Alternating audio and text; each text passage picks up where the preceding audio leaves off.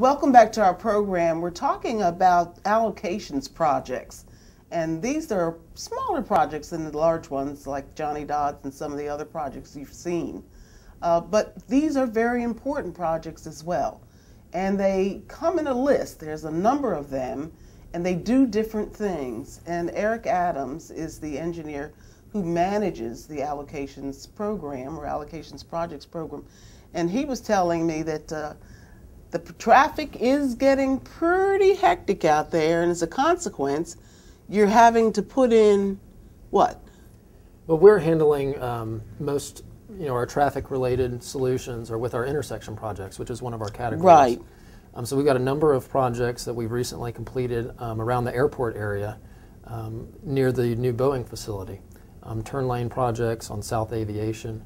We're getting ready to start one on Dorchester Road at Michaud Parkway. To help relieve that traffic in that specific area. We've got 7 intersections total around the airport area that we've kind of identified that we're working on. We also in West Ashley have a major intersection that we are studying and working on now is 61 at 7 or Sam Rittenberg at Ashley River Road. That project is in the design phase also, where most people who live in West Ashley would identify that as a bottleneck area. And one other significant intersection project we're working on is at the end of the James Island Connector coming into Calhoun Street downtown.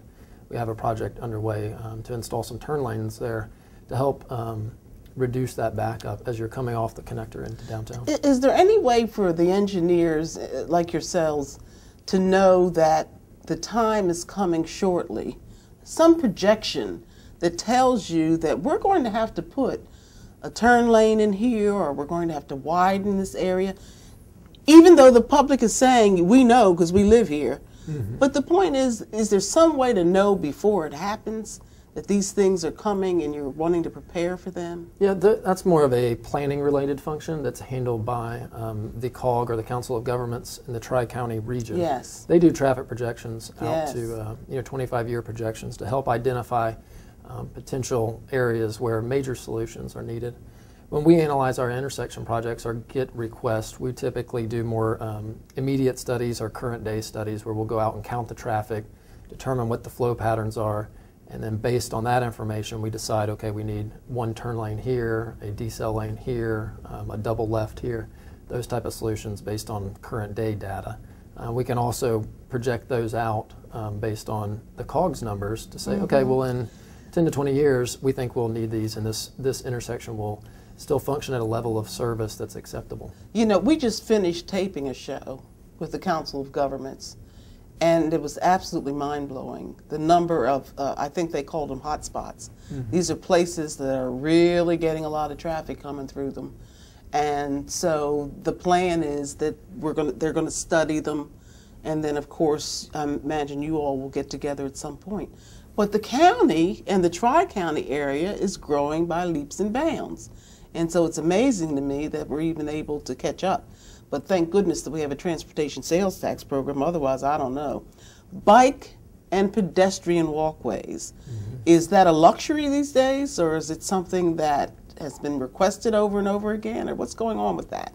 Well, we actually, in our, as I mentioned earlier, when we ask for requests from the municipalities and members of the community, that's the largest request or number of requests that we get are for sidewalks and bike and pedestrian type improvements. So there is currently a large demand for those types of facilities. They say that Charleston especially is a bicycle community. We like to ride our bikes.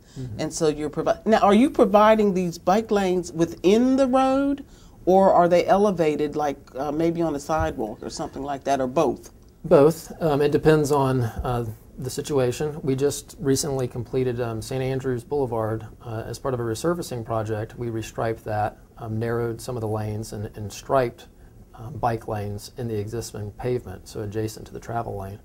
But we've also completed projects on Farmfield Avenue in West Ashley, which is a multi-use path that connects over to the Greenway, so provides some connectivity on Highway 61 in West Ashley. We're looking at a multi-use path in that area.